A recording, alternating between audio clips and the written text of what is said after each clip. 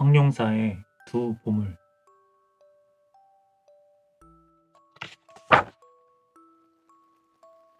신라 24대 진흥왕이 왕이 된 지 14년째인 553년 2월 2일이다. 궁궐 남쪽에 새로운 궁궐을 짓고 있는데 그 터에 갑자기 누런 용이 나타났다. 그 소식을 전해 들은 진흥왕은 부처님의 뜻이라고 생각하고는 궁궐 대신 절을 짓기로 했다. 그리고 절 이름을 황룡사라고 했다. 절의 규모가 얼마나 큰지 황룡사 주위를 둘러싸는 담장 지붕을 짓는 데에도 17년이나 걸렸다. 황룡사를 짓고 얼마 지나지 않은 어느 날이었다. 남쪽 바다에서 큰 배가 한 척 나타나더니 하곡현의 삽포에 와 닿았다. 사람들은 신기하게 생각하고 배 안을 살펴보았다. 배 안에는 편지 한 통과 함께 어마어마한 양의 황금과 무쇠 그리고 견본으로 삼을 부처상 한 개와 보살상 두 개가 실려 있었다.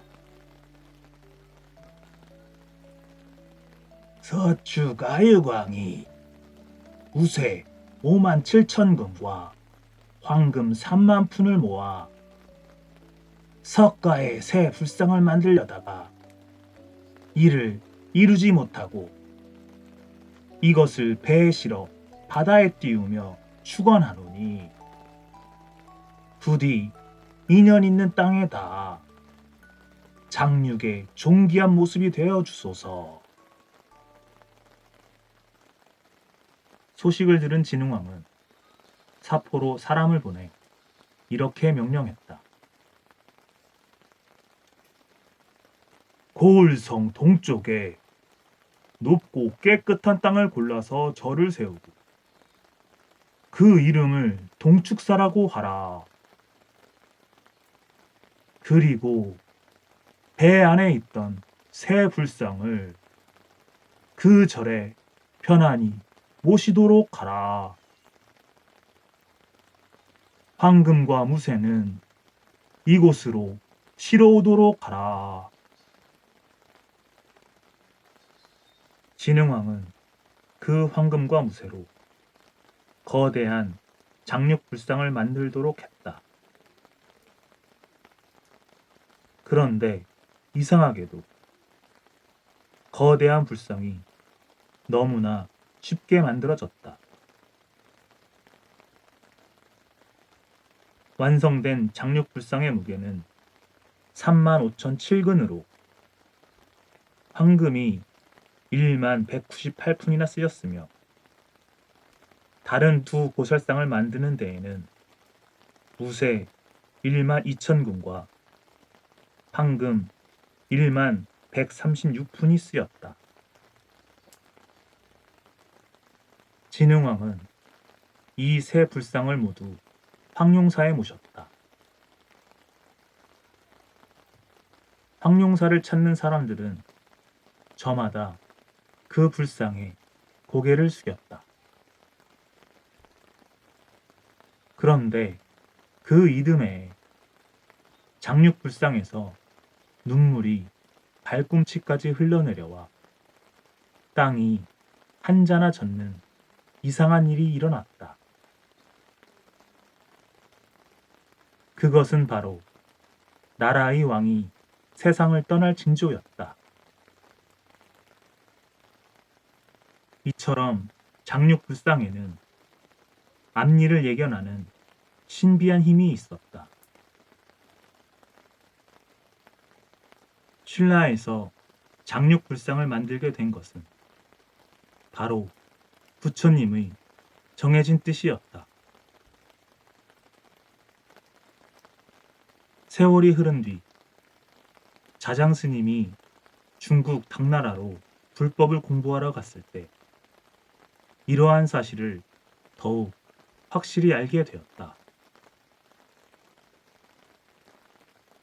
자장 스님이 오대산에 갔을 때 문수보살이 나타나 이렇게 말한 것이다.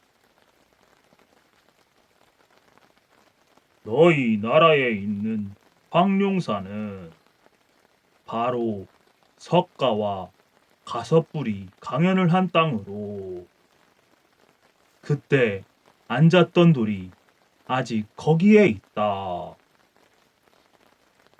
이 때문에 천축의 무왕이 무쇠를 모아 바다에 띄운 것이다.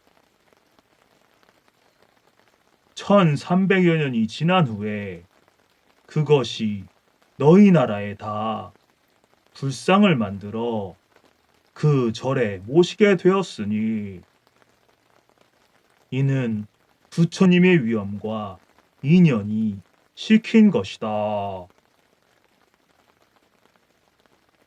이러한 사연 때문인지 사람들은 장육불상과 두 불상이 나라를 지켜준다고 믿었다.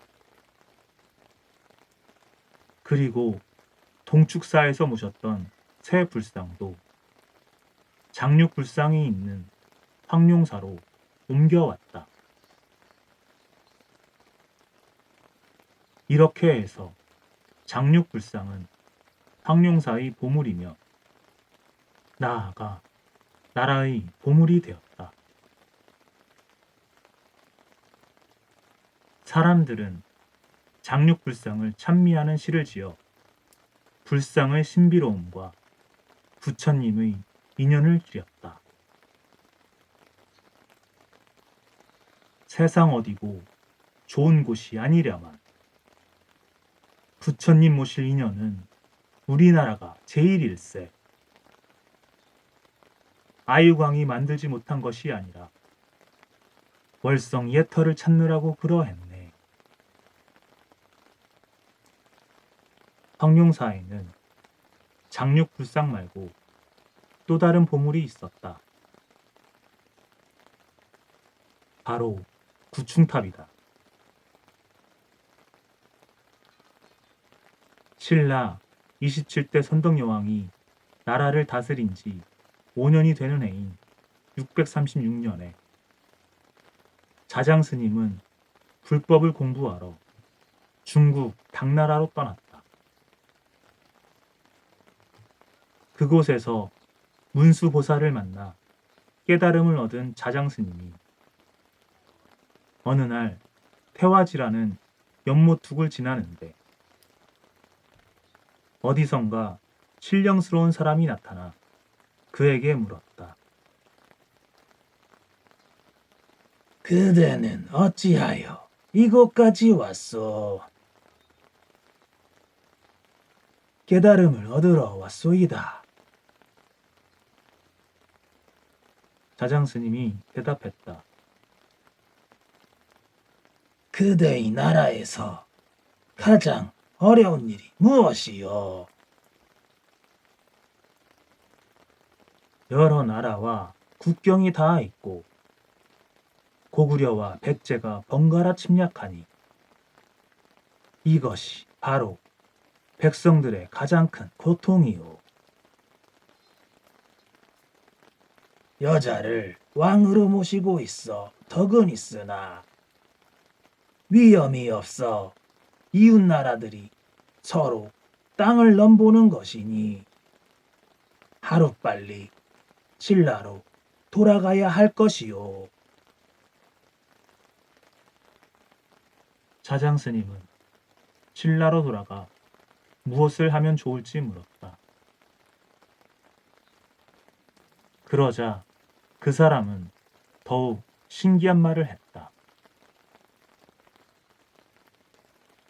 지금 황룡사에 있는 호범룡이 바로 내 맏아들이요. 범왕의 명령을 받아 그 절을 지키고 있으니 돌아가서 그 절 가운데 구층탑을 세우며 이웃 나라들이 항복을 하고 동방에 있는 9나라들이 그대의 나라를 섬길 것이며 왕위가 길이 편할 것이요. 그것이 정말이요. 탑을 세운 후 법회를 베풀고 죄인들을 풀어주면 이웃 나라들이 다시는 신라를 해치지 못할 것이요. 그리고 경기 지방의 남쪽 바닷가에 자그마한 절을 한 채 지어 나의 복을 빌어준다면 나 역시 은덕을 갚을 것이요. 신령스러운 그 사람은 말을 마치자 자장 스님에게 옥을 건네고는 사라졌다. 643년에 자장 스님은 당나라 황제가 준 불경과 불상, 가사와 패백을 가지고 신라로 돌아왔다. 머뭇거려서는 안 된다고 생각한 자장 스님은 곧장 궁궐로 달려갔다. 그는 선덕 여왕에게 탑을 세워야만 하는 사연을 알렸다. 선덕 여왕은 여러 신하들과 의논을 했다. 그러자 신하들이 걱정스러운 듯이 입을 모아 말했다. 이 나라에는 높은 탑을 쌓을 수 있는 사람이 없사옵니다. 백제에서 공장을 데려와야만 가능한 일이옵니다. 그렇다면 서둘러 백제로 가도록 하시오. 선덕여왕의 명령을 받은 신하들은 백제로 떠났다. 신하들은 백제에서 제일 가는 공장 아비지를 찾아가 탑을 세우는데 도움을 달라고 청했다. 아비지가 오자 비로소 구층탑을 짓는 일이 시작되었다. 그 공사의 책임자는 김춘추의 아버지인 김용춘이었다. 김용춘은 200명에 달하는 기술자를 뽑아 아비지를 돕게 했다. 신비로운 사연으로 짓게 된 탑이었기 때문인지 처음에 탑 기둥을 세우는 날 아비지는 이상한 꿈을 꾸었다. 백제가 불바다가 되어 멸망하면서 가족들이 죽는 꿈이었다.